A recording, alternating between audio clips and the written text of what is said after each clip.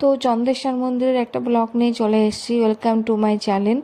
তো চন্দ্রেশ্বর মন্দিরে দেখো আমরা সবাই চলে এসেছি এখানে পুজো দিতে।